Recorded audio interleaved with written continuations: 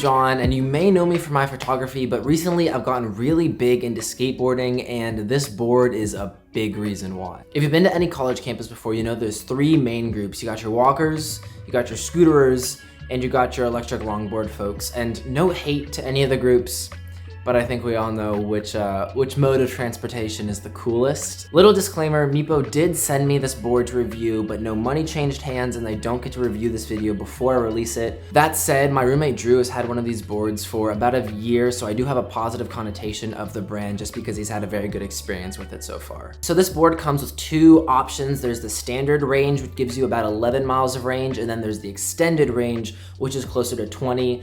I was sent the standard range, so about 11 miles, but outside of the range differences, basically everything else on the two boards is exactly the same. I'm gonna tell you right off the bat, this board isn't the fastest, it's not the smoothest, it doesn't have the best range, but I think Meepo did a really, really good job at picking and choosing what features they wanted to focus on to make it a really, really good, well-rounded board for beginners at a really good price point. So let's start out with performance. The standard range board has a 144 watt-hour battery that's supposed to give you about 11 miles of range on two 500 watt motors. I've been using this board for about 6 weeks now, but yesterday was the first time that I actually went out and started like a biking workout just to see I could get the exact speed, the exact elevation gain, and the exact distance that I was going, and I got 7.8 miles on a full charge, which is below the 11 miles. I do think there are two factors though that contributed to this range being about 3 miles less than the advertised range.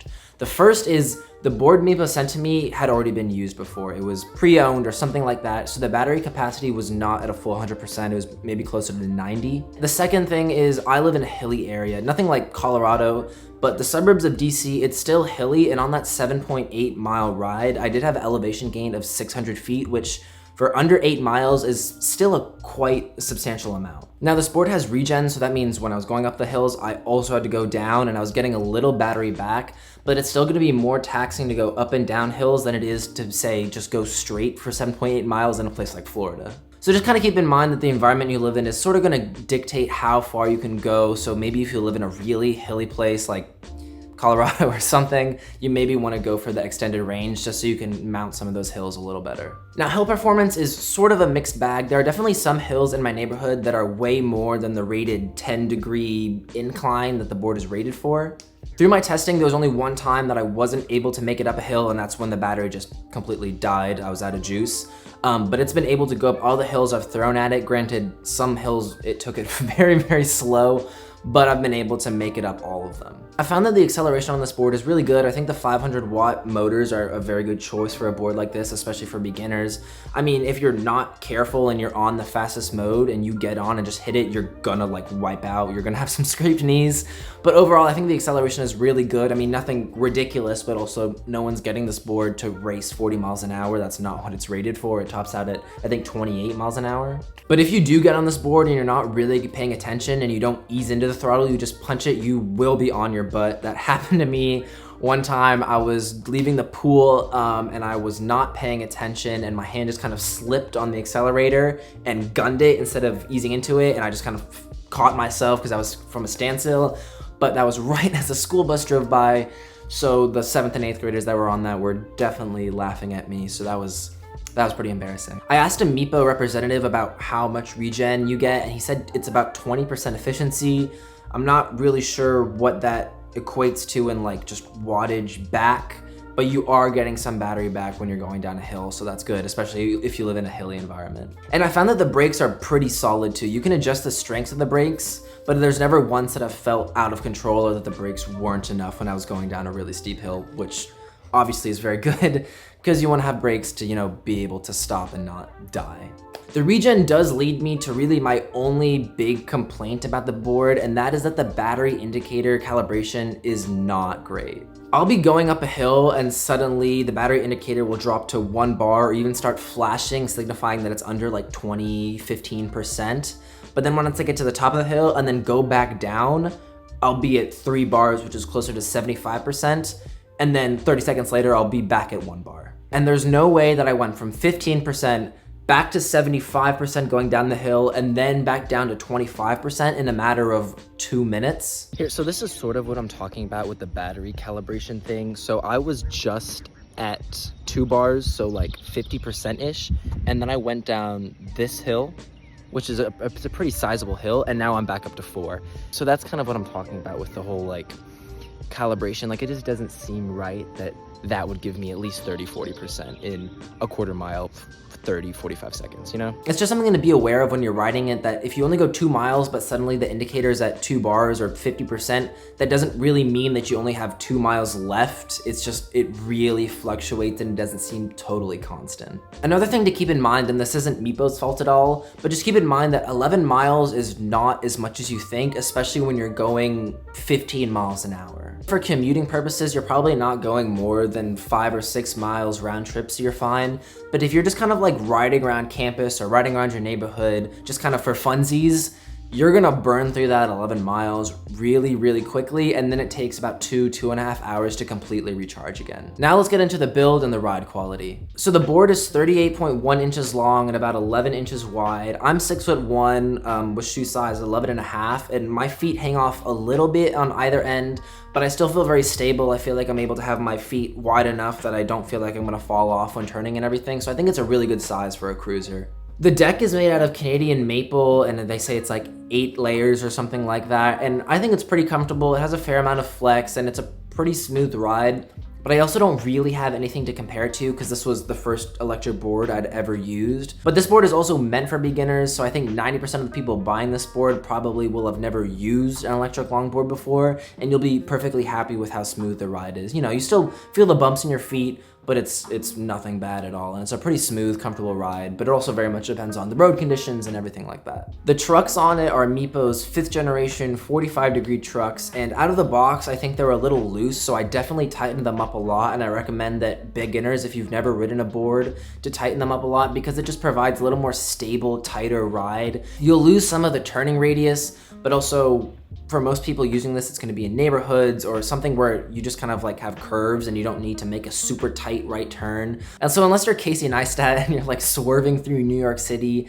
I don't think you really have any need to be carving it up on this board. So I would definitely tighten the trucks a little bit, and it just kind of makes for a more solid, stable, less wobbly ride. The board weighs 17 pounds, which isn't light, but I think they did a really good job at where they placed the handle on the board, so it's pretty evenly distributed on each side, so it's not like tilting all the way back on one side when you're carrying it. I think that's a nice touch that they shifted the handle back on the board a little bit to just compensate and even out that weight distribution. Overall, I think the build quality on this board is really, really good, especially for a beginner board in this price range. I definitely think that they took a lot of design cues from the boosted board, which I'm perfectly fine with. I like kind of the black and orange aesthetic, and I think it looks really good. So I'm really happy with the design of the board and the build quality as a whole. Next, let's get into the remote and just kind of special features that this board has. So if you've never used an electric longboard before, you control it with a remote that just kind of has a dial on the top that you adjust for acceleration and braking. There's no display on the board or anything like that. It's just a couple buttons, the speed dial, and then 4 lights that'll just kind of indicate the general battery percentage that you're on, as well as the speed mode you're on between beginner and expert.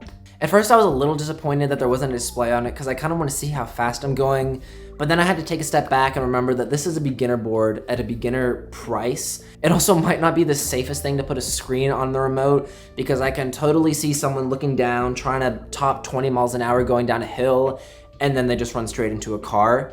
So then I thought about it and I was like, okay, maybe it was a good idea to not put a screen on it. The remote does charge with USB-C, and I think this is a really underrated feature because on a beginner budget board like this, Meepo could have very easily saved a few bucks and put like micro USB, but I'm really glad they put USB-C on because literally every device ever should be USB-C in 2024. If it isn't on USB-C, that's completely ridiculous. So that's a small thing that I have to tip my hat to Meepo that they were able to still include. There are 4 modes that the board comes with that just adjust how much power the motors are outputting, and I think that's a great way to learn. So you can start on level 1 and then work your way to level 2, and I think the spacing between the modes and how much power is output from 1 to 2, 2 to 3 is really, really good. So once you feel good on 1, 2 is gonna push you a little bit faster, but it's not so much faster than level 1 that you suddenly feel uncomfortable again.